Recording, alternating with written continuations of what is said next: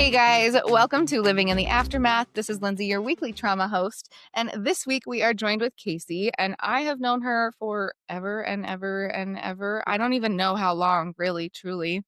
Right? We've been friends through all of my phases of life, and you have been through multiple phases of life yourself. So I am so excited to have you here. Thank you so much for I'm coming. excited to be here. Yes. Well, like I mentioned, I know that you have been through several phases of life and several challenges in your life. Why don't you start wherever you want to start, and I'll ask you questions? Yeah, gosh. I know, Man, right? it's a lot. I know. There is a lot. I've been through relationships, through the death of a parent, through complete transformation of me and my Literally. life, like so many things. I'm trying to even think where I start. Do you feel comfortable talking about some of the dynamic that in your first marriage that led to your divorce? Because I feel like that had Yeah. to have led into your mindset, especially with the death of your dad and all of that. Mhm. I'm sure all of that played a part. Yeah. And like we've talked about, even a healthy divorce is still Yeah. really hard on all parties. My first marriage was definitely rough, to say the very least. And it doesn't help that I went into it very naive, I think we very all did. unknowing, very How old were you when you sheltered. met him? I think I was 18 when I met him. When I feel like so many people in the state of Utah meet people so young. I don't know if we're taught to think that we're supposed to have all the answers, but marriage is very much pushed at a very young age in the state of Oh, yeah. Utah. And assuming I'm ready to get married, I'm an adult, I have all the answers. Do you know what I Yeah. mean? And so I think all of that compounds and happens so fast Yeah. and puts so much pressure on so many Right. people. And why in the hell would you know who you are at 18? No, and you don't. No. And I mean, I got married, what, like a week after I turned 20? I was so young. I was so naive, not just to life and how you manage a life with someone else or even just the day to day everything, but add that to the Utah culture. I was naive to anything and everything sexually, anything with a man, anything, whatever. It was all so Overwhelming. but so taboo and so Yes. bad and so wrong. And so all these different things, you go and you get into a relationship with someone, you start a life and you start a marriage, and it's not healthy. it's not One thing healthy. that I really struggled with, and I wonder if you had a similar struggle, is my parents did not talk to me about sex. We did not have very open conversations. That just wasn't No. something you talked about, Mm-mm. right? And whatever, like, however you decide to parent that, that's totally fine. But then you kind of, because I was raised religious, sex is bad, sex is bad, sex is bad, sex is bad. Yep. And then all of a sudden one day, it's totally good. fine. And it's okay. And Yeah. that was so confusing for me, on top of the fact that I had never really learned to have an uncomfortable conversation. I say that Right. now that I want my kids, male or female, to Yeah. have uncomfortable conversations with me so that they know what uncomfortable conversations feel like. Right. Because if you've never faced an uncomfortable, why would you face that with someone? Right. Why would you just openly be like, hey, maybe I don't like Right. this? Well, and I can speak for myself that I didn't feel like I was supposed to. Mm-hmm. Or is it bad to say allowed to? I No, don't I felt know. the same way. But I also didn't know enough to say to pinpoint why I didn't like that. Nope. Why? What about it What you words didn't do like? you even put? Or- Yeah. Well, and I think, again, if you've never even attempted an uncomfortable conversation or talked about sex or anything like that with anybody in your life, and you are in this relationship where you're both very young and neither of you really have good communication, it almost leads you into this marriage where you feel like, okay, well, I didn't talk about it with my parents, so I'm not supposed to talk about it here Yeah. either. I think is kind of how I felt. Right.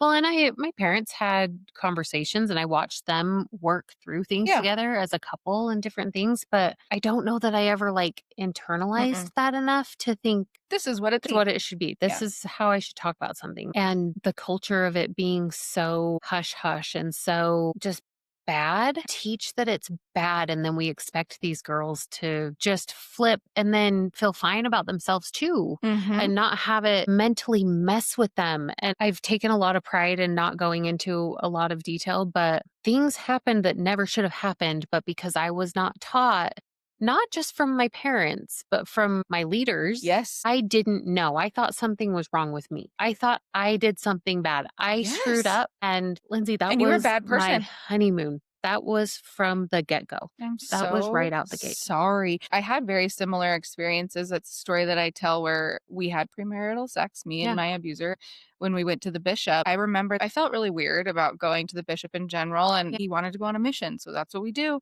And then a bishop told us the phrase, once you're married, you can do whatever the other person wants. That phrase was used against me more times than I can mhm, count. And I think it took me a good 6 months to a year of being out of my abusive marriage to really accept that I had been sexually assaulted in my marriage. yeah, My brain didn't ever connect that those two things could coexist. I was like, no, I'm married. You can't be sexually assaulted in your in marriage. your My marriage brain too. couldn't Yeah, connect those two things right, because sex is bad, but then all of a sudden sex is fine. And so it's really yeah, hard to distinguish then what is right, really good and bad, right. right? I couldn't make it make sense. And it's a mental block that is so hard to work through. So hard to work through, especially when you're in the thick of that and you're so confused. Yeah. You're so extremely confused of this Expect doesn't feel right. No, and I think too there's a lot of pressure to like it, right? You're Mhm. expected to all of a sudden enjoy it because sex is something that you're not supposed to do, and now all of a sudden you get to do this thing that you're not supposed to do, Mhm. and it's supposed to be fun, and it's supposed Yeah.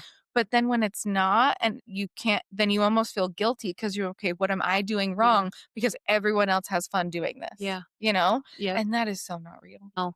No, it's not real. And I've said it for years. It's something that has to change. It has to change. There's nothing wrong with teaching. There's the bottom line, sex is good, Yeah, I agree. but in the right circumstances and Mhm. in the right times of life and with the right I person agree. and different things. At no point is it bad. Yeah. It's just there's a time when that's meant to happen. Yes.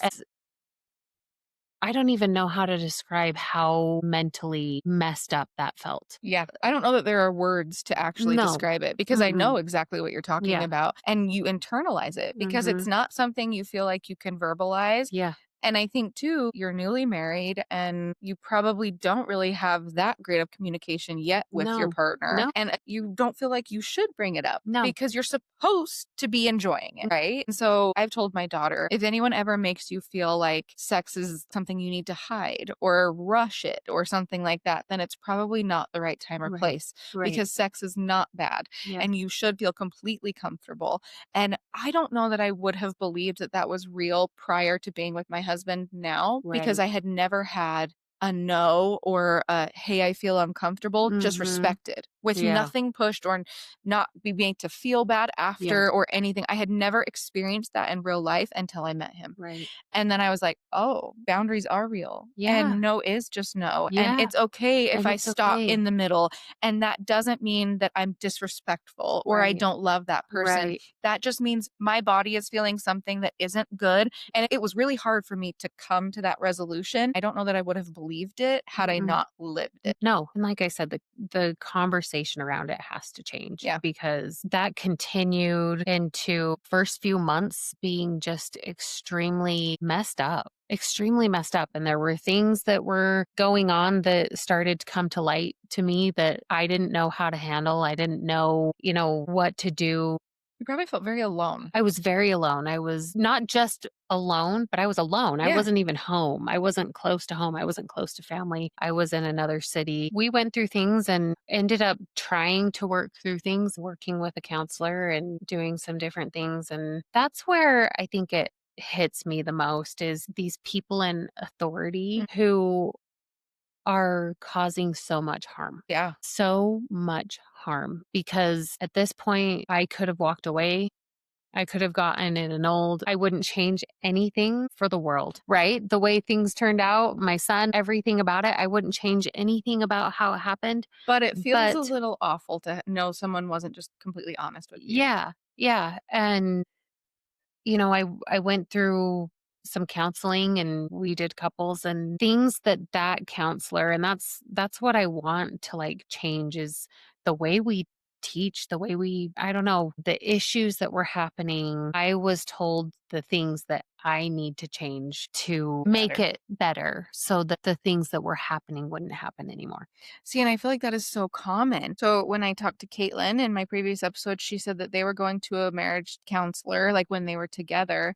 And after they separated, she went back to that one counselor, and that counselor admitted in that session, I knew you guys weren't great. It wasn't great. She said it almost felt violating that she knew the whole time we weren't going to work, and she just wasn't honest with me. And I can see the feelings even more betrayed by everyone that you're supposed to trust, Yeah. right? This person that's supposed to tell you what's real is not really Yeah. giving you reality. Yeah.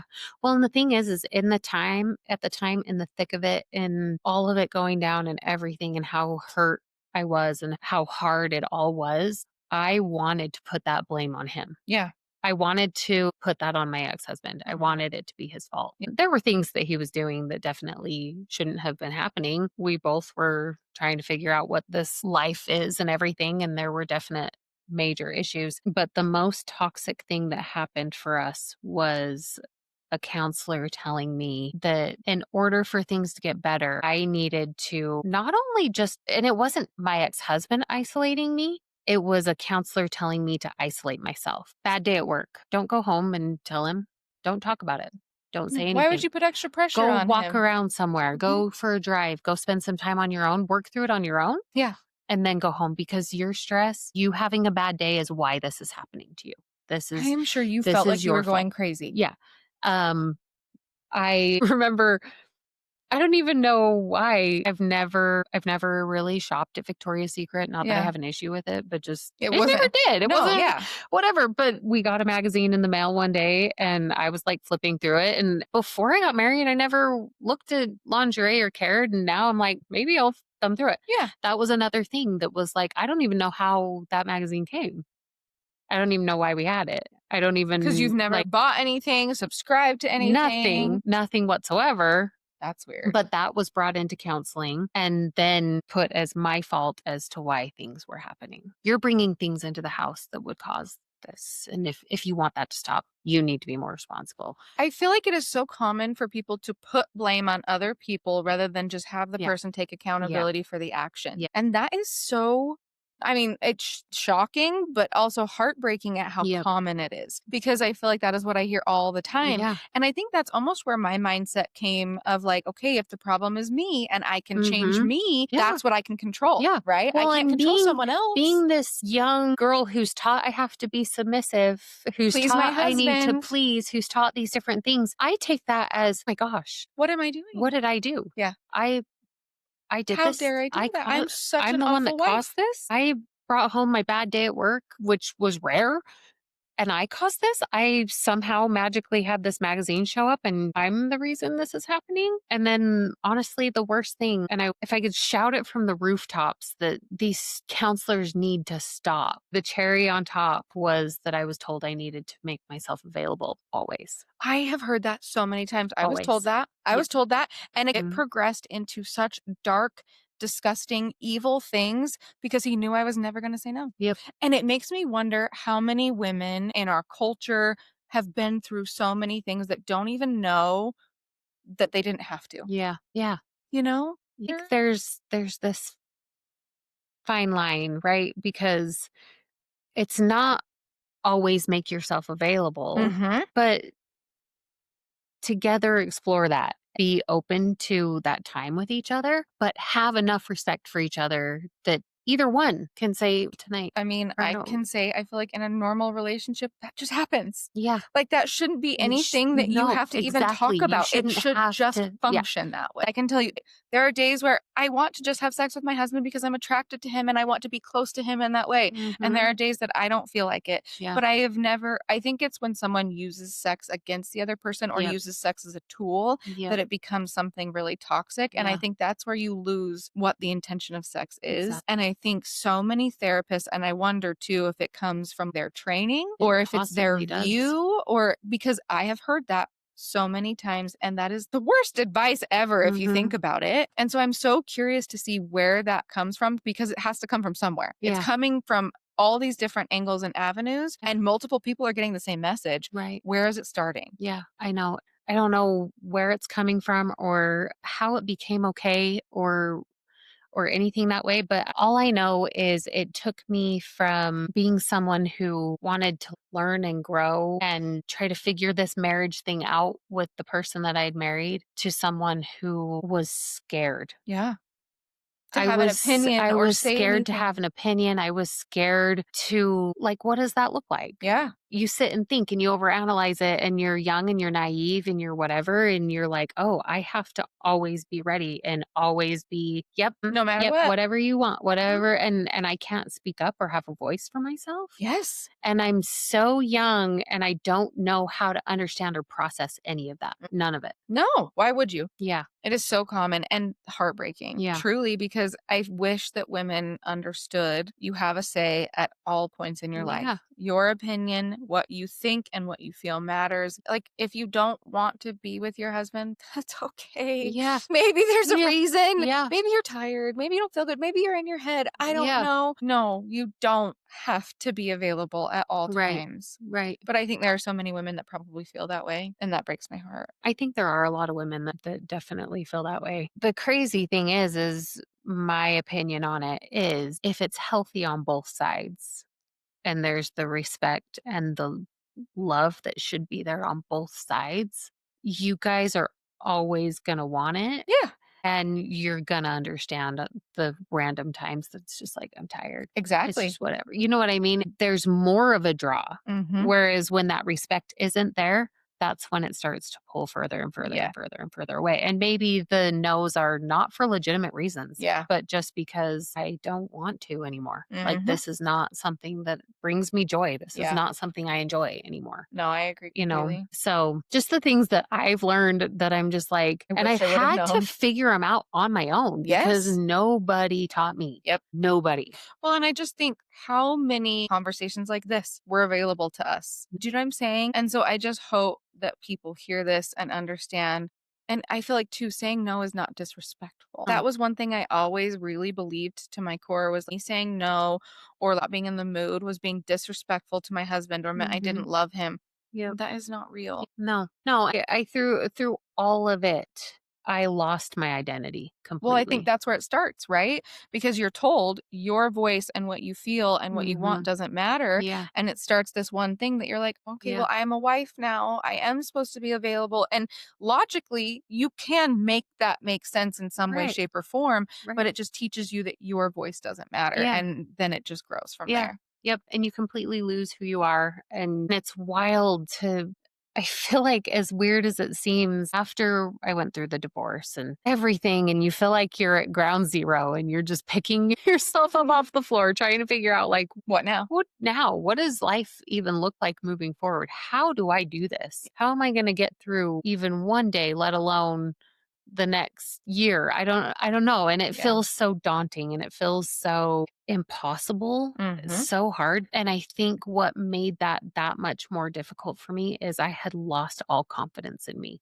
Oh, yeah. I didn't think I was capable. I didn't think I had it in me. I didn't think that Or that you deserved it. or that I deserved it or anything that way, and I remember there being time where I was starting to finally pull myself out. Hmm. I was starting to finally get back to remembering who Casey is. Yeah. Like, this is me. This Hmm. is who she is. And she was buried so deep that it was almost like I remember a moment I had gone through my divorce, was getting back on my feet, got us into a new house, created a home for me and my son, was finding jobs, ended up luckily getting to work for my dad. He didn't have a position when I was looking. And a girl ended up quitting and that opened up for me. And of course, I'm never going It's to, so amazing I that would you never got that say no to opportunity. working with my dad, right? Well, and especially knowing what your life is now, that is probably such an incredible Yeah. blessing in Oh, your yeah. life.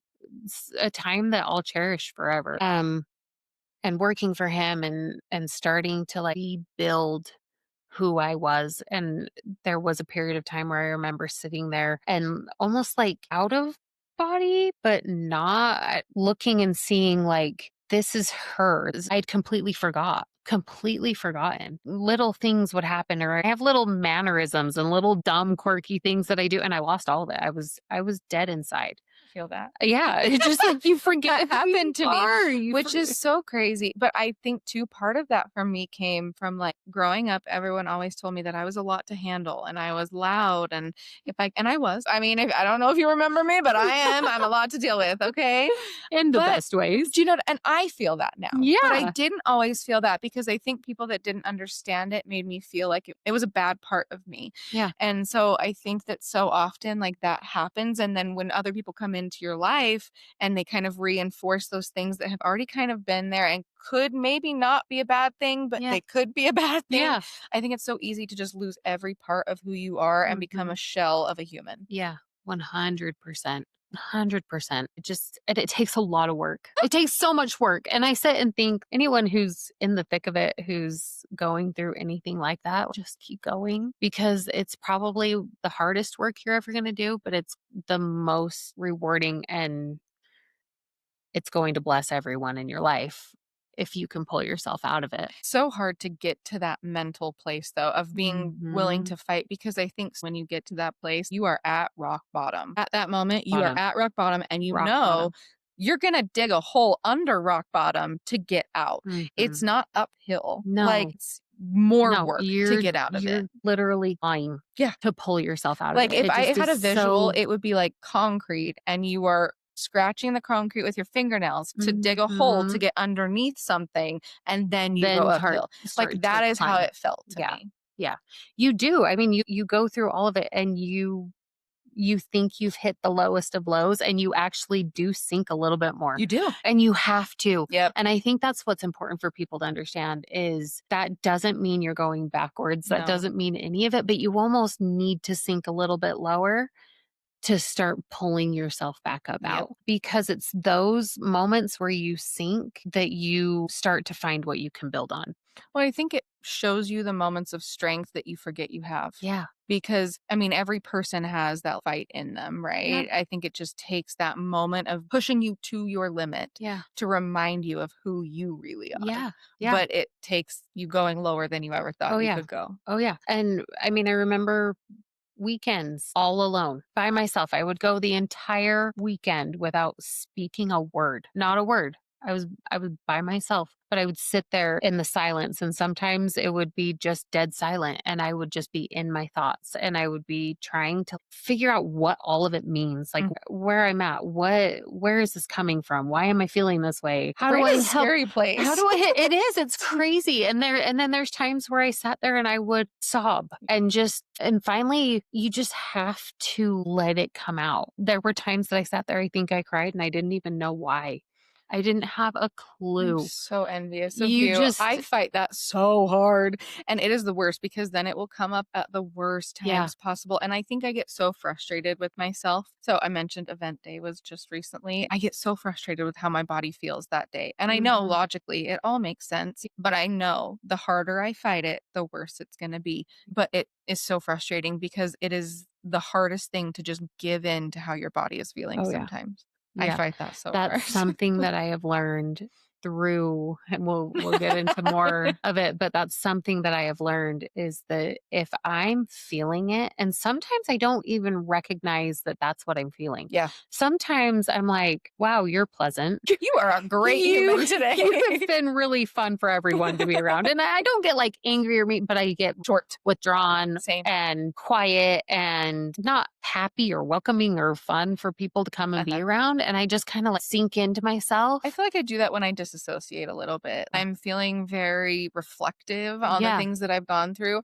I'll be very, not that I'm like mean to my kids, but I feel like I'm more short when I answer them. Yeah. Or I'm like, when I hug them, I feel like I'm less like, oh my heck, I love you guys. I'm like, you know Yeah. what I mean? Yeah. But I feel like You're it's, just kind of going through the yeah, motions. yeah. It's not, there's no feeling behind it. There's no Mhm. anything. And then I'm not the type that gets snappy or grouchy. I just don't. And so I especially know if something's going on, if I do, and then I'll step back and be like, what's today? Where are we, where are we at? The And anniversaries of things. the anniversaries of things. And I don't like to give excuse or have things. Do you know what I mean? But it's But real. I realize that mentally I can't control it. No. I just try to be more aware now Yeah. that I know that that happens, right? I It think just that that's one of the most irritating questions I get from people is like, how do you deal with those things now? And maybe you can tell me your opinion on it because for me, none of those things have gotten any easier. I Mhm, feel like I have just gotten better at tolerating them, which almost infuriates me sometimes mhm. because I think originally I thought this is going to be less and less and less, and I'm going to deal with it less and less, right? But I don't. Yeah. I think I just get better at dealing Oh, with yeah. it. And I think that's 100% what it is because these huge moments that we experience and the major traumas that we go through, those feelings don't go Your body away. doesn't Your forget. body doesn't forget them. Your brain is not going to they're there. As cheesy as it is, it's like the movie Inside Out. It is. They're core memories. Yeah. They're core things that are going to be with you forever. Mm. And we don't get rid of them. They don't ever go away, but we do learn how to better cope. No matter how long, Ooh. there's days that you're going to cope better than others. Yes. There's going to be a random anniversary that's going to creep up and it's going to hit you so much harder than it did last year. And Well, there's and no I think reason. that makes me feel so much better because I think that probably a lot of people feel like, okay, I should be better at handling this. I should be experiencing this less. Yeah. And I don't, that's No, you not how it don't. feels. And I think that's why I find so much purpose in this and speaking at high schools because that stuff inside of me has not Yeah. gone anywhere and Yeah. I need it to have a purpose other than just have it be a thing that happened Yeah. to me. And so I thank you for validating that that is Yeah. the same for you No, because there are days where I still feel 100%. like I am crazy and that I should be better at handling it. And my 100%. husband is amazing at like, no, you don't have to feel any certain way. And I'm Yeah. like, I know that, but you Right? get so frustrated because your mind thinks it should be one certain way. Yeah. I mean, on the flip side, I handled the anniversary of my dad's funeral significantly better this year than I ever have. That's You good. just don't know. Well, And and I think in my too, like you opinion, it probably thought doesn't, about it the same. I I'm sure the did. same memories were going through your Yeah. mind, but your body just like experienced different Yeah. things. And I think that's one thing too, is maybe just explaining it like those memories don't go away. Mm, And there are some days where I just think about it and it mm. doesn't make me emotional or anything, but there are some days where it does. And I Yeah. think giving yourself grace in those moments where you feel it Yeah. and allowing your body to feel Yeah. it and not fighting it, that is something that I still work Right. on. And being able to even communicate that. Going back to communication, my fiance has been incredible at Life helping changing me when you have learn someone that can communicate communication. well. Just he's taught me so much. And not only that, if I am going through something and I'm not fully registering what I'm going through or understanding, and he'll talk to me, sit me down, whatever, and we talk about it. Very healthy. What's your problem? Like, Yeah. you know what I mean? Sweetie, are you doing okay? Maybe What is asks you there? questions to help you Asks me come questions to help me to, like, pull that out to where I'm like, to where you feel "Man, comfortable I didn't." talking about Yeah, it. and I can sit there and say, "I was not connecting that Yeah. that's how I was feeling." And he helps me to be able to just, like, get that communication out Do you and think then talk about it. prior to meeting him, you would have believed that that communication was real in a relationship? Not at all. Right? And I think that that is so hard because you see it in movies. And I Yeah. think when you've only experienced something that isn't that, Yeah. it feels like it is Yep. made up. And I think that oftentimes leads people to settle in relationships and just be like, no, Mhm. this is just how it is because it's not supposed to be like that Yeah. all the time. I have never had a conversation with my husband where I have not felt seen and respected. I have never Yeah. left a conversation feeling belittled. Ye That is real. That is real to have that in every conversation you have with your partner. Normal people that love and respect you don't want you to leave a Yeah. conversation feeling that way. Right. And if you do, I think a person that loves you will do everything they can to never make you To feel never that way make them. again. Yeah. Yep. Because 'Cause let's be honest, we're human, Yeah. and we're all learning this thing together. And for me, it's all about, again, with communication, being able to come and say, "You know what? That really hurt." Do you feel like you learned that lesson before you met your second husband? Like, you feel like you realized the importance of communication before he came into your life? Yeah, I realized the importance of communication at the beginning. I still was aware of how to Do it. do it. You knew it was important, but you didn't have the tools necessarily to imply Yeah, it. right. That Yep. makes sense. And and it's hard. I wasn't fully, how do I word this? I think in a way I was still nervous to, like, express, to say what was on my mind, Well, it had to never gone well for you. no, it had never gone well. Yeah. And I'm not a conflict person and Mhm. I am a massive recovering people pleaser. I still do though. I do too. And that's why I Yeah. say I'm recovering, like I'm working on it. Here's my thing too that may be a random take. I don't think people pleasing is bad I don't either. within boundaries. I think it's when you are surrounded by people that know you're a people pleaser and have no problem taking advantage of that. Yes. I think that's when it Yes. becomes a problem because Well, I think it's that part of it's a problem, but I think it's also a problem if I can't recognize I'm a people pleaser and I'm being taken advantage of because I won't ever again put that on someone else. yeah, If I'm sitting in a situation and I am the people pleaser that I know, but I know this person who's supposed to want the best for me and care about me and and they're love me not. is going to take advantage of that, then I am taking the control back and Mhm. I'm going to say you don't get a spot at the table with me. What do you feel like brought you to that decision? Because I can imagine that that was not always the view you had on it. No, it was not the view I always had on it. I'm not going to talk a ton about my second marriage because yes, there were issues and there were things that made it so just overall function of the marriage was never going to work out. Yeah, It was never going to. yeah. But I will say, uh, I didn't want to get married again. Was that something that he was, like, pushing and It you just was kind of something you that needed to I do? felt like I needed to do. People in my life wanted me not to be a single mom, not to. It was, I think a lot of times I people talk out think, of fear. yeah, I think had I dated a little bit longer, we would have parted. And Yeah. we were able to talk about that and have things end amicably and everything that way. But I didn't want to get married. I felt 'Cause like were you I with him when needed your to. dad was sick? We were married when my dad was sick. So we got married in 2019 and my dad got sick in 21. And when did you start working for him? I started working for my dad in 2015. So you had, like, a good chunk of years working for him. Mhm. That makes my heart Yeah. so happy. Yeah, it was probably some of the best times. I mean, and you've seen, like, I'll share different things on The Instagram videos of him look and amazing. He whatnot. just looked so He happy. was truly the best of the best. One thing that And I've noticed, and this is totally random, but the pictures that you post when he's with your mom and the way he looked at her, you can see that in yeah, pictures. And I'm going to cry talking yeah, about it. It was just beautiful. yeah, You could tell he was just a happy individual and loved his family. But then the way he looked at her, yeah, it was just beautiful. yeah. It's like, how do you even Put it into put words. into words what he was? Like the greatest person He that seemed so anyone selfless. had the oh, he was. He absolutely was. He would have given anything for anyone, and his family was his biggest priority. And I think about, like, because I was the one he talked to about everything, everything. What I was saying was I would share on social media. It took so long after he passed for me not to get in the car after work because he'd be at the office and then he'd leave a few hours early and go home and whatnot, and he'd come in and say goodbye to me, and then he'd take off, and then 2 hours later, I'd leave work, and I'd jump in the car, and the first thing I did was pull out my phone and call dad. Yeah. And I talked to him on my way home from work almost every day, almost every single day, and it took months, and I mean months, maybe up to a year for it not to be natural for me to just reach and grab my phone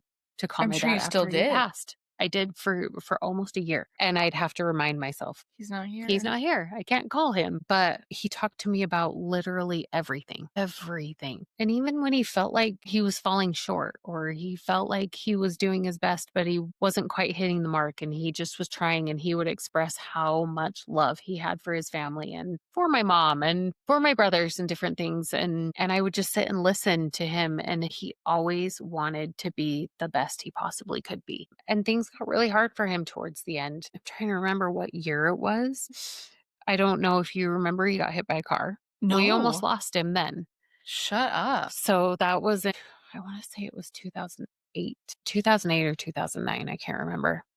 Riding his bike on Arrowhead Trail. I do remember The that now kid that hit you him. say it. Yeah. Oh Yeah. my gosh. I didn't even And remember that until you yeah, just brought it I up. mean, wild. I remember sitting in that emergency room and following the ambulance to Utah Valley and him being in surgery for hours on end and us thinking we were going to lose him. Then we have this unique relationship being the only girl. He was my best friend, my very best friend. And I remember then thinking, like, I'm going to lose my dad. And I don't even know how I'm gonna function Yeah. if I lose my dad. How does life even move forward if that were to happen? And miraculously, he recovered and he was okay, and he went on to live for quite a while longer, but the effects of the brain trauma started to, come into effect, and he would forget things, and he would deal with a little bit of depression, and he would be really hard on himself and different things, and I was the one that talked to him through that, and I was the one that, sat and listened, and so, Which is so hard because I think as a kid, I think no kid views their parent as like a human, right? They're just my mom and dad. yeah. They're not their own parent. And so transitioning and watching him struggle through all those things and seeing him as his own human had to be, I mean, amazing that you have that relationship with him, but almost heartbreaking at the same time in Mhm. knowing that you can't really do much for Yeah, him and yeah. feeling so out of control. There was nothing I could do but listen, and he explained things so well, he would deal with some of the mental things that were the effect of that massive brain trauma. Like, I don't think even within my family, people fully grasp What he went through. what he went through. Yeah. And he would talk to me about it. And I remember one day I went and picked him up and took him to an appointment because he has back issues. He's broken his back. He had several herniated discs, and he'd It's need the to get worst. shots in his spine to try to eliminate the pain a little bit. But after the shot, he would need a ride home. So Mhm. I would take him to get that when we were driving home. And I remember him telling me one time, what's really hard about dealing with depression and anxiety and something that's so mental.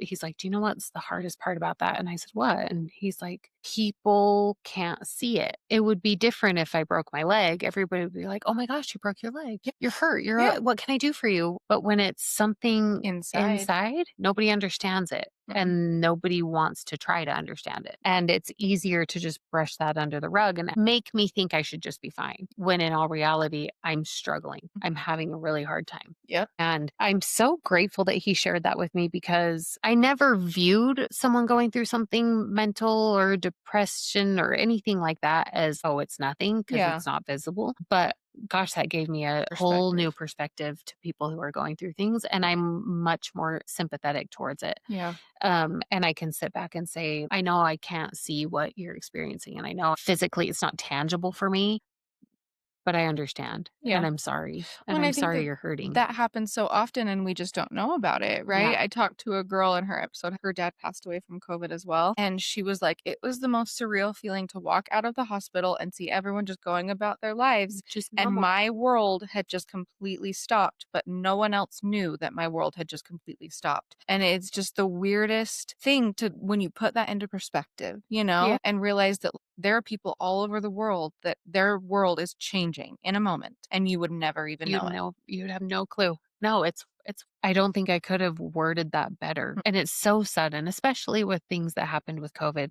In my opinion, no matter how long they were in the hospital, that death is so fast and so unexpected because the whole time they're there, you're hoping they're coming home. And there's still a heart beating, there's still breath, there's still things that are happening, and you just have this hope that So you're did your just dad grasping. get COVID and that's what hospitalized him? Yeah, so and that's that's a hard thing too. The way it all went down was I actually got it first. So I had COVID first and I didn't realize it. Yeah. I had no idea. I woke up that morning and I had just the most excruciating headache. And I Mhm. was just like, man, this really sucks. That's awesome way to start the day. I had meetings at work and things that I needed to do. And so I got up and got ready, but I was a little sluggish and I'd let them know, hey, got a Running little a bit little of a slow. headache. I'm running a little bit behind, but I'll be there for my meetings. And that night we were supposed to go to a play with my parents up at the Hale Center Theater. We were going up to see Guys and Dolls. And so I went in for my meetings and everything was virtual. And I remember sitting in my office just being like, man, I've never experienced a migraine before, but maybe this is what one's like. I've never had a headache like this in my Yeah. life. And so I got through my meetings and I think I barely just like, I don't even, it'd be interesting to be a fly on the wall to see if I was even attentive in my Present. meeting. Okay, did we talk about like, I don't know. And then came out of my office and I was just like, you know what? This headache isn't going away. I'm going to go home, lay down for a couple hours and see if I can get this to go away before we Yeah. go to this play. And so I went home, laid down, took a little bit of a nap, and woke up and still had it. But I was so excited to go to this play with my mom and dad. I loved getting to do anything with my dad. And so I got myself ready and I was just like, dang, I'll take some ibuprofen. Doing it. This is just a doozy of a headache Mm. and I'll make it a great night. Come home, have a good night's sleep. I'll be good as new tomorrow. So we went to dinner and we got to the play and we're sitting through the play and we're getting almost to intermission and I feel like garbage. I feel like absolute garbage. I'm shivering, but I can tell I've got a fever and all of that came on so extremely fast. And I'm sitting there just being like, oh my gosh, I think I'm coming down sick. Maybe I have the flu. I don't know. And of course, I'm like, maybe I have the flu. There's a But why would pandemic. you think? Right. Right. So we get through everything and I get home and it's all I can do to just get up and get into bed. Like I was in rough shape. And the next morning I text everyone and I'm like, I am sick. I'm so sick. I'm not going to be into work today. And my dad's texting me through it. I still have all of them. I refuse to remove his pin Oh, I on my wouldn't. text. Like, No, it'll it's stay there all in forever. there. But he's texting me. I'm so sorry you're sick. Can I do anything for you? Do you need anything? And I'm like, no, I think I'm okay. I'm just trying to rest. I'm trying to sleep, whatever. And found out later that next afternoon that my mom started to get sick. And I was like, oh no, I'm so sorry, mom's sick. And then me being the person that I am, I'm I like, got I her got sick. mom sick. I'm Yep. the worst person ever. I should have just told him I couldn't come to the play. And I Uh-huh. just thought it was a Because if it's headache, your like fault, you were whatever. Yeah. So she came down sick. And then later that evening, my dad came down sick. And the next day, midday, my mom got bad enough that fast that she was admitted into the hospital Holy in crap. Spanish Fork. And about midnight that night, my dad was taken to Spanish Fork and admitted. So both of them were in the hospital. You're And probably I'm feeling the like sickest. massive guilt, Oh, yeah. knowing that like really it's not And I your still fault. do. I still do. I hold all of that. I'm sitting here being like, man, I'm the reason my parents are both sick and in the hospital. And I'm so extremely sick. I can't even think straight. I think I was sick for 2 weeks. I probably should have been hospitalized, but I'm extremely stubborn. I couldn't walk from here to here to bathroom. I couldn't. I had to crawl. My gosh. And I had no help. It was just me trying to take care of myself. That feels great. Yeah. So That's what you want when you feel like you're dying. yes, I was trying to take care of everything. And then we got to a point where I was starting to semi get my strength back. I mean, semi, barely. And my dad needed some things at the hospital. My mom had gotten worse. She'd gotten significantly worse and had to be ambulanced up to Utah Valley because Spanish Fork couldn't provide her the oxygen levels that she needed. So I'm still extremely sick. And not But allowed I'm to the see one that them. had we could see him. Okay. It wasn't as shut down at the time. Okay. Thank Um, goodness for that. but because I was the one that had it, Yeah. I was also the one that everything fell on my shoulders to take stuff to hospitals to Because you had go already and exposed yeah, whatever they so had. nobody else was going to get it, but I was But you so felt like you far were from dying. recovered. Yeah. Oh my So I gosh. was running So you to feel Spanish Fork guilty, and to and so like you Provo have and to do to all these yeah. things, but you also yourself feel like Yes. you're dying. Right. But then at the same time, I'm the daughter who is like, yeah, I'll do it. I will. Yeah. Of course I'm gonna Well, take and care I of think you any guys. Like, daughter would, right? right? Well, Yeah. you would think. You would hope. You would hope, right? So my mom's at Utah Valley and she's in ICU and she's just not doing well at all. And my dad was not getting good care. There's no other way to put it. He wasn't getting good care at all. And I do believe that he shouldn't have been discharged.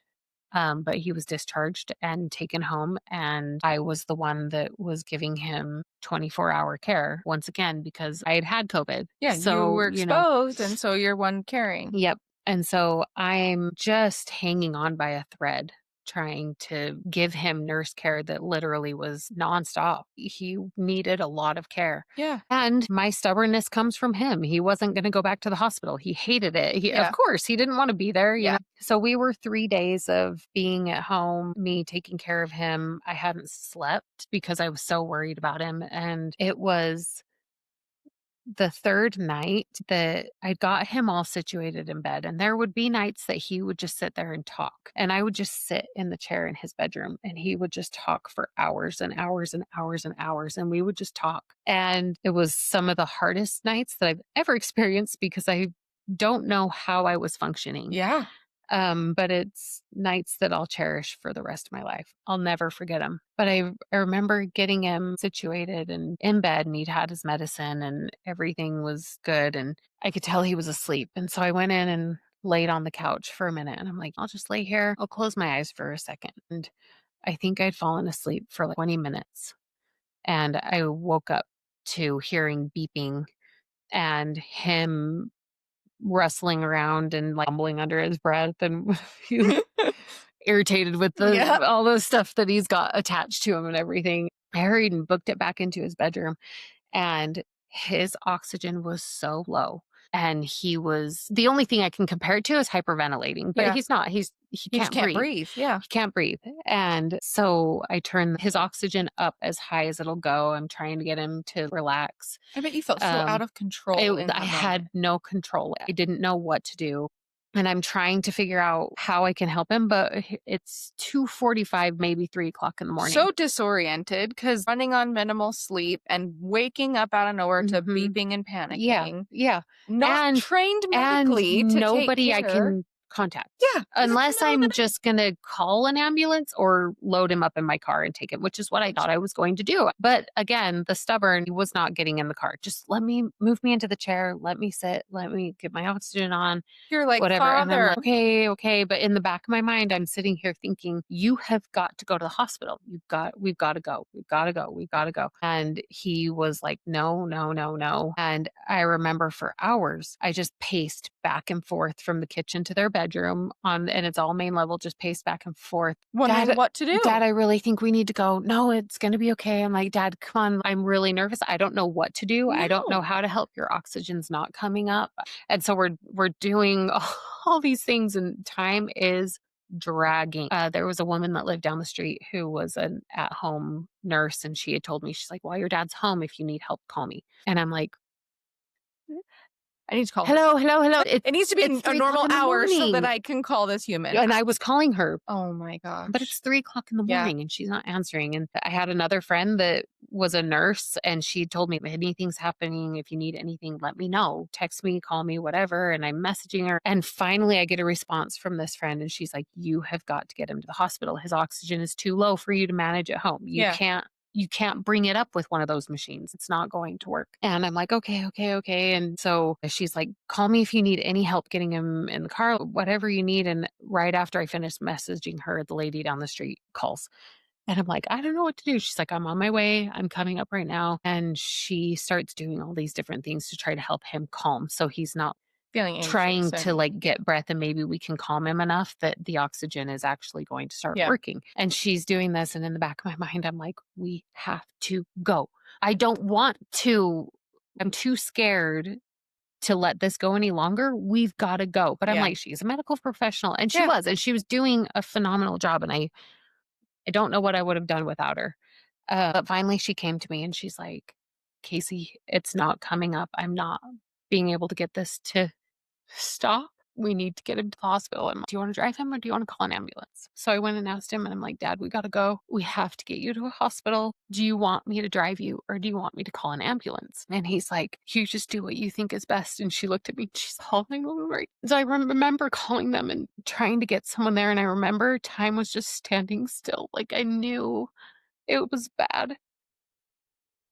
And I knew the possibility of him not making it was pretty huge. And And especially I your body has already faced that moment. When he got oh, yeah. hit, like it's so easy for your brain to go back there because you've already faced it Yeah. once. We talk good body remembers. Oh, yeah. So all of those feelings had to come back so easy and Yeah. so fast, and that you're the one there Yep. helping him. Yeah. Ugh. I'm standing out on the porch and time was standing still. Oh, it was standing still. And I don't know how to describe it, but I've seen it in movies. That's the only thing I can compare it to is just everything was silent. Yeah.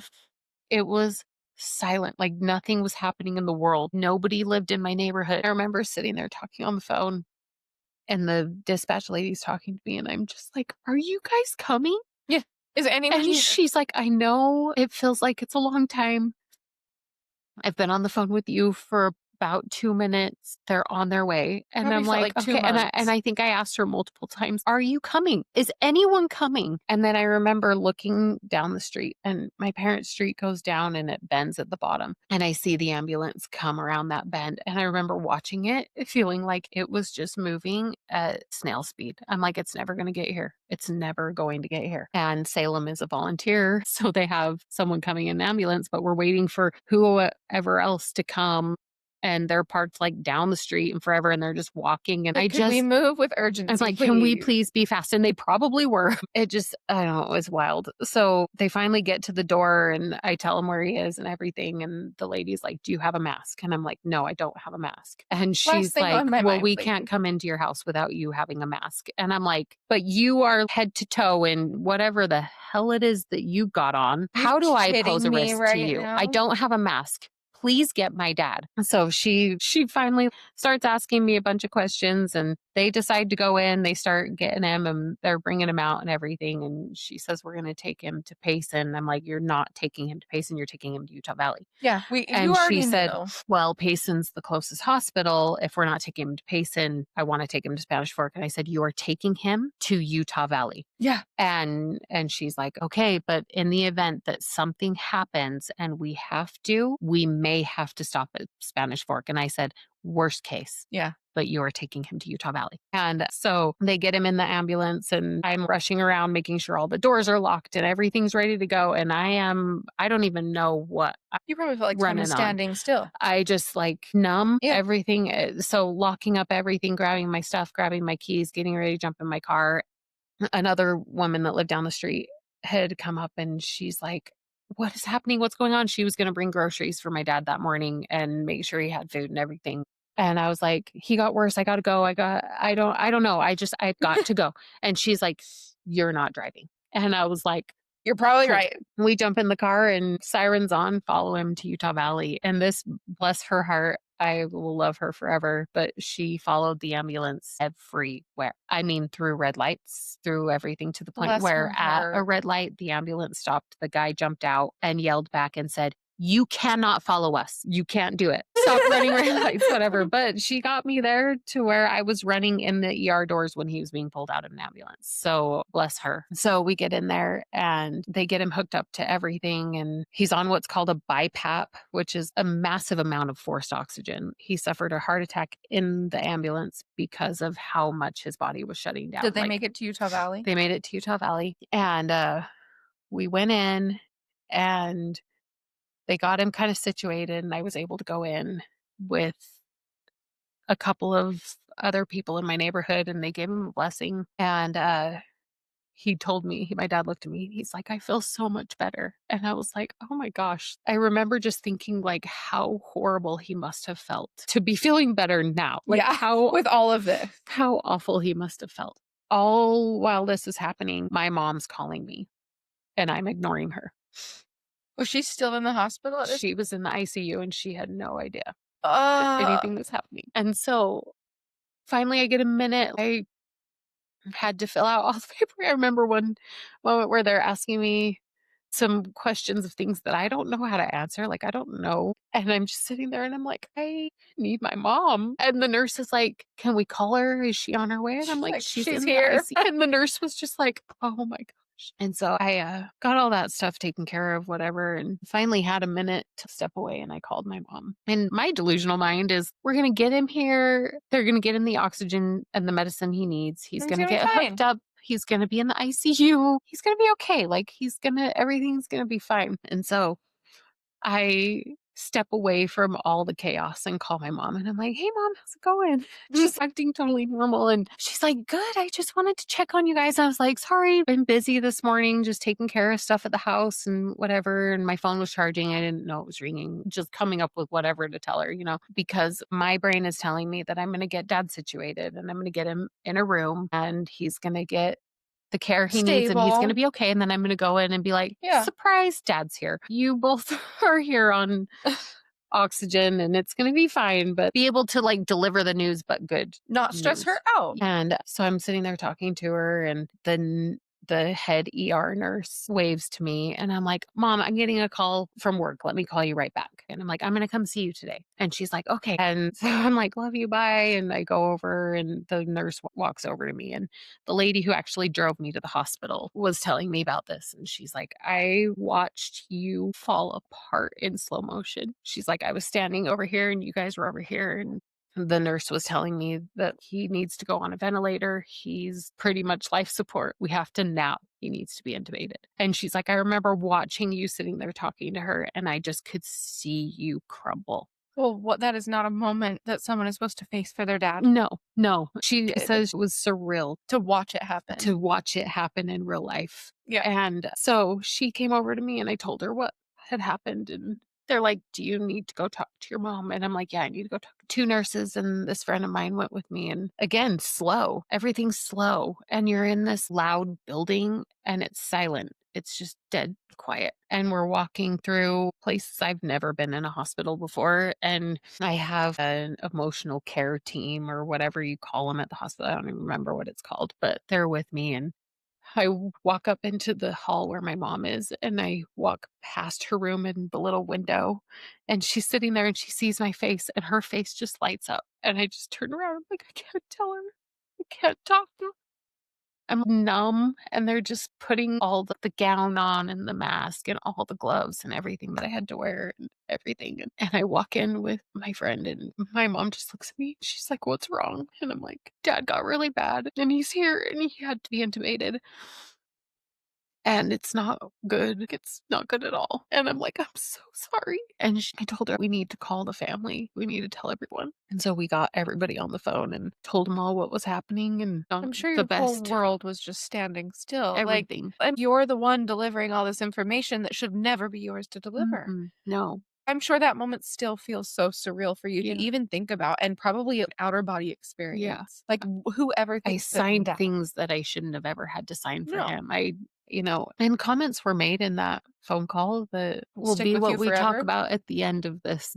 It's so wild. I still can't even believe any of that. Was Still real. doesn't feel real. No, It's I can very imagine. real, but it doesn't feel real. Well, when I talk about my experience, and I bet I would feel that it's probably similar for you. When I talk about it, it almost feels like I'm talking about a movie or something. Yeah. It's real, and I Yeah. know it's real, but it feels like this whole separate lifetime. Yeah. It's like your life brackets Right. almost, and it's real, and you know it's real, and it was a part of you, but it feels so life altering that it almost brackets who you are, and so when you talk about it, it feels like this distant memory, but also Oh, yeah. you're reliving it all at Oh, the yeah. same time, Oh, you yeah. know? How you remember every detail and Every detail. everything that you went through and the feelings that you had. I'm sure you remember stupid signs in the hospital that you walked by Mhm. and just little random Yeah. things that you never would think that you're gonna Yep. remember, but those little things are so distinct, Yeah. and I think that's what makes those moments so impactful, is, Yeah. like, how much those little stupid things that would not normally mean anything, mean Meant. Yeah. everything. Yep. I had a brother that wanted me to go tell him something, and I ran as fast as I could back down to the ER before he got intubated to be able to tell him, and he was already gone. I held guilt for that, for not getting there in time to deliver what was asked of me to deliver. Which none of this was your Right? responsibility, any of it, Yeah. but I can understand But I why. feel so much. It's really hard for me not to have times where I sit and say, "I never should have gone to that play." I can understand that, but, I mean, at the same time, Yeah. But I mean, and people tell me that. but you're You never can't gonna change what your body feels. No, I can't. It's gonna take time, a long time for me to get to a point where I don't hold blame for Well, my dad and not being here. I mean, honestly, if it wasn't you, it was probably gonna be someone else, but I Right. can understand And why. logically, I know that, Yeah. right? Well, and that's the thing, I feel like I can tell people things all day Yeah. long, I'm like, "Don't do that," but Right? then flip it on me, and I'm like, "Absolutely not, don't give me that advice." Yeah. So, I totally Right? understand, I know that that's true, but your that body he will coulda not gotten believe that some but yeah. my mind tells me that I went sick, they got sick, they went to the hospital, my dad never came home. It's cut and dry for me for that. I'm so sorry. I mean, I'm happy that logically you know that's not real, but I am so sorry that that can't change for you eternally because that breaks my heart for you. Yeah. 'Cause I know that there's no words that I'm gonna say to change that. There's no words anyone on this planet that is you know what I mean? And so I I'm pray amazed by that you. that will click for me because it is a lot of guilt. Yeah, And there were things that were done that added to that guilt, yeah, you that know, that compounded are it. hard. You can understand that. Yeah. Oh, So, girl. yeah, I know. I mean, I proceeded to continue to go see him. I brought my mom home. How long was he in the hospital intubated before he passed away? 15 days. Holy crap, which I'm sure felt like months. It felt like forever. Really felt like Forever forever. and so fast probably all at the same time, you know, Yeah. when it was all said and done, I'm sure it felt like Mhm. that wasn't enough, but No. while you Oh, were no. living it, I'm Yeah. sure it felt like it was taking Yeah. forever. Brought my mom home, and then I was always taking her back up. I'll forever be grateful for some of the people that worked at the Utah Valley Hospital because they accommodated things that I don't know that they had to. When she came to visit, they hooked her up to where we weren't having to go through tanks and doing different things and made it, in a time where I think their hands were tied too with things that they could do, whatnot. They really tried to make it so she could be with him. But it's so interesting to me because I actually have a text message to him the night before he died, and there was just a massive thunder, lightning, rainstorm that came through, and those were his favorite. He lived for them. I can't count the number of times from little girl to mom that I sat out on the porch and watched a thunder and lightning storm with him because it just was his favorite and they became my favorite. And so this storm comes through and I couldn't sleep. I just opened all the windows and laid in bed and just watched the lightning and listened to the rain and the thunder and everything, and I text him. I don't know if it would be weird to say No, it. I don't think so. If you wanna share it, I love all of this. I just feel like these conversations are beautiful, right? Because when else is this conversation gonna Yeah, happen, you know? yeah. So I text him and I said, "There's a big storm tonight, Dad. I can't sleep because I just keep thinking about it, about you. I feel like it's for you. I hope you know how much I love you and I miss you so much." And the next morning was first day of school, Jacob's first day of school. Got him all ready. I still felt like garbage. I still was not well, and I think it dragged on because of all the time I didn't get to heal, Yeah. to get to recover. You didn't get to think about yourself basically at all. So still didn't feel great and got him up, got him ready for school and, took him and dropped him off and tried to make it just a great morning, but I could feel the heaviness. I just could feel it. There was no denying it. And it was so dark. It was such a stormy, dark day. Dropped him off at school and went home. And I'm like, okay, I'm going to go to work. I've been to work and who knows how long because of how sick I've been, how much I've been taken care of. But, I'm going to clean the house first. I just need just beds made and vacuumed and dishes Reset. done just so it's not a giant disaster Yep. when I get home from work today. And so I'm cleaning and I got my bed made and my bathroom cleaned and took care of Jacob's bed and everything and was going in to just like tidy up his bathroom. And it was the weirdest thing ever. But I just remember standing in front of that sink in his bathroom and I don't even know how to describe what my heart did. I don't know. It knocked the wind out of me. I almost fell. So I'm sitting there and I just braced myself on the bathroom counter and took some deep breaths and I sat there and I was like, what in the world was that? I don't even know how to describe what that was. And immediately my mom called and I pick up the phone and I'm like, what's wrong, Mom? And she's like, I need you guys to come to the house. And I was like, okay. And she's like, I need you to hurry. So I grab my stuff and I jump in the car and I book it out to her and all of my brothers are pulling up and we all walk in and she's sitting there and we all sat down and she's like, I just talked to the nurse. Dad went really bad last night. His kidneys have failed and it's a time we have to make a decision now as to whether or not we're going to keep trying to see if he'll pull out of it. But if he does pull out of it, his kidneys are failed. He'll never be the same again. I don't think I said anything. I think I just sat there silent. Because What words are right? how do you say, yeah, we should let him go? Those words aren't ever supposed to come out of Ever. anyone's mouth. Yeah. So I don't know. My mom had a neighbor of ours that was a nurse at Utah Valley Hospital come and talk to us pretty much. He's like, if you want me to come explain what's going on, I can come explain it.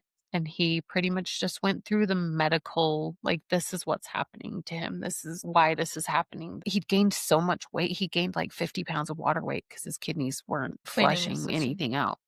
And so we all got in our cars and we drove up to the hospital and sat and waited for a little bit and went in to his room. My dad's parents, his brother, and all of my siblings and my mom were there. And we just all circled around his bed and the nurse told us this is what's gonna happen. I'm gonna unhook everything. It can sometimes take upwards of like 30 minutes. We'll give him pain medication so he doesn't feel anything and whatnot. I remember him unhooking everything and my dad taking a gasp and then everything flatlined. It didn't even take 30 seconds. And then the other thing that I remember is it just downpoured. Immediately, I just heard, when you're in a loud or you're in a building and it's a loud downpour and it's just almost like you're in a tunnel. Yeah. And I couldn't even believe it, like, he was actually gone. It felt awful leaving the hospital and just leaving him there. I still remember someone wanting to take a picture. Why wouldn't you? And we're down in front of the hospital doors, my mom in a wheelchair on oxygen, me and all my brothers. Like, we're supposed to smile for that? Like, why? Why do we want to remember this moment in time? Why are we taking this picture? Yeah. Okay, whatever. And then just replaying in my head the entire day the holes in the floor of heavens because it just kept pouring. It just poured and poured and poured all day. It still doesn't feel real. No, I can imagine that that is not a moment that ever sinks in, especially the way that it happened, and that it really all got put on you. I mean, yeah, your mom was there and stuff, but you were the one holding it all together and it Yeah. was all on your shoulders and doing it alone and ignoring what you need and how you're feeling and what you've done your whole entire life in a moment that you should be breaking down. I'm so sorry. It was a lot. It was definitely a lot. But man, take away all of the pain of it. It was amazing to see how loved he was, how extremely loved he was. To, in the height of COVID, have a funeral that was packed to the stage Yeah, and in the other rooms. And just another testament to why he was everything to me. because he was everything to everyone. Yeah, just one of the most incredible men anyone ever, and I will say had the privilege to meet. I can see that. So Ugh. it was a lot. Well, It was if a that lot. wasn't enough, I also know that your weight loss journey has been amazing. At Yes. what point do you think that started in your story? The weight loss, Mhm. man. 'Cause that had to be like a whole nother layer of hard for you and probably just like layers of things, right? That you Mm, have just accumulated over time. yeah. And like I look at you and I just am inspired by the human that you are and everything that you've Oh, gone thank you. through. And so I imagine that all of that has to tie together, you Yeah. know? I hit the ground running right after his funeral. Do you feel like that was your Within motivation days. for it? I think it was, and I also think it was maybe without me knowing the only thing that saved me. Yeah. Something for you to focus on that wasn't that. Yeah, because if I hadn't jumped in with both feet and taken all the steps I did and done everything that I did to turn my lifestyle around, I think I would have sunk so low that I don't think I ever would have come back. I can see that. It's how I've coped. It's how I've been able to find something to move me forward. Which is such a blessing that you found something that was so healthy for you. It was a really healthy way to direct your Yeah. emotions that you were going Yeah. through. My way of coping with the days, Mhm. those very specific days was and is I run to his gravesite and it kills me. And I curse the whole way because I swear that he planned it that he would be buried at the top of the Salem cemetery. But it's 2 miles of straight uphill before I For you get to to get there. him. I know he did it on purpose. Yeah, of course, that sounds just like him. Yeah, it really does. And I always say in my mind, like, I know you think this is funny. I know. But I do. And there's times that I run up there and I sit and I even think I'm fine. And I get up there and I sit and the floodgates open. You realize there's something And that I you're realize processing. there's things that I need to get out. And there's things that, and even if it's not something specific, it's just An emotion. an emotion that I need to cry out and Mhm. I need to feel it and I need to let it go.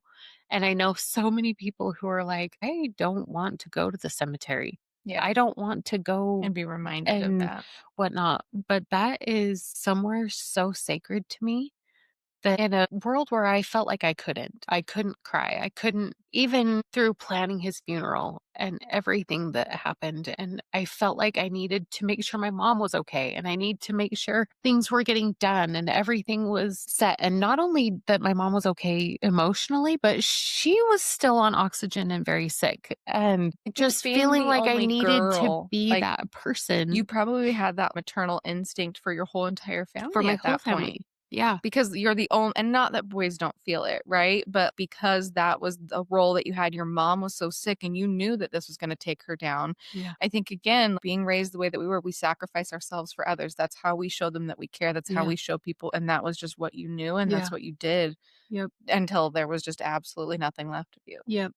So I went through all of it, and yes, I cried, but I didn't cry. The only through the whole time from him getting sick to the day after his funeral that I really let out and cried was when they closed and locked the casket, because that was, The moment. this is real.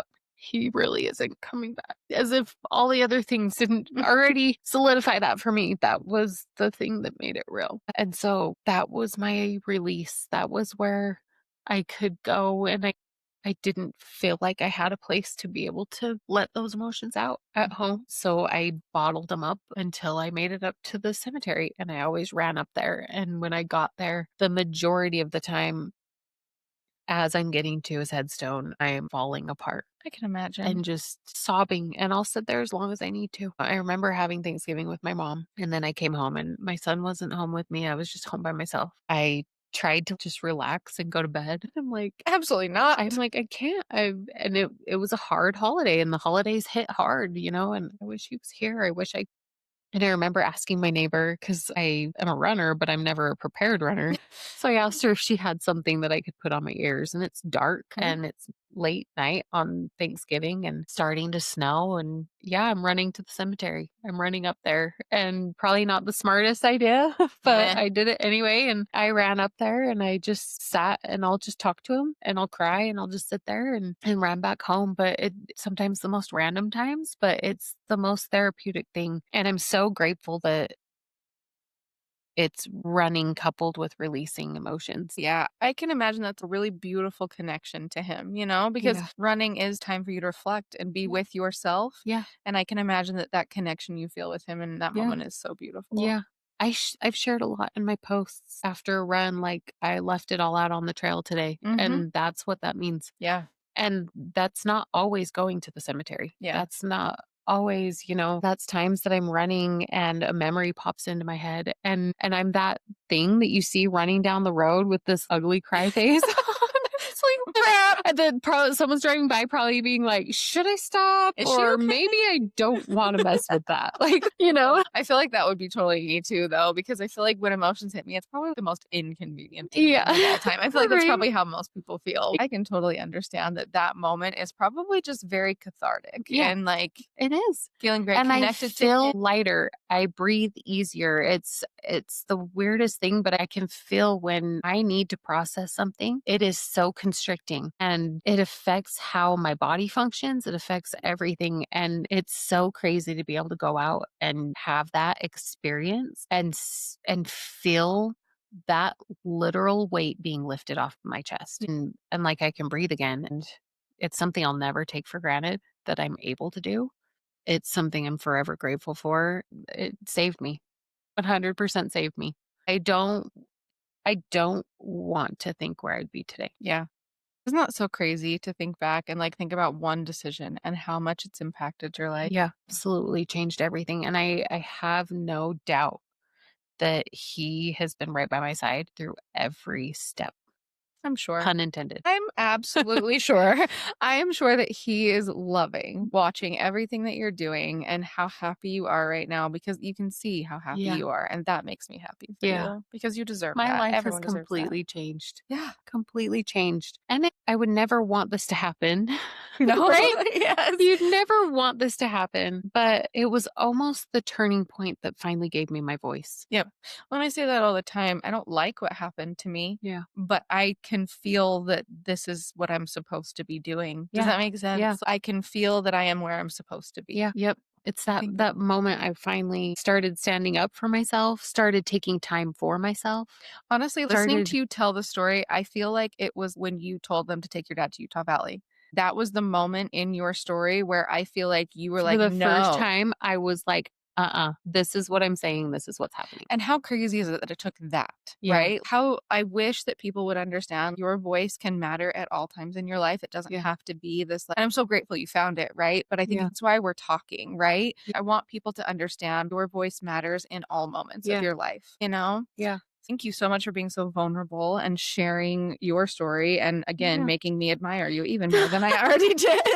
Admiration is mutual. Well, to finish up, because we kind of touched on it a little bit, but Mhm. in all of the stuff that you've gone through in your life, what do you think the most shocking thing someone has said to you is? The most shocking thing will go back to the day my dad was put in the hospital. I was asked if I felt like I was the right person to have been caring for him. Because you asked for that responsibility in the first place. Shut And the no, hell up. You're like, no, I never claimed to no, be. no, I wasn't. I do believe that that's a huge thing that I'm working through as to it's another layer as to why I put blame on myself for why my dad never came home. Well, because it seems like other people imply that they put blame on you. And Yes. that's probably another layer of hard that I Yeah. don't think people even think about. You I have to, wonder I if don't think I even, can put into words the level of heartbreak no, that I felt being asked that question. no, because you were already thinking all of those things. You knew that from the get go. Yeah.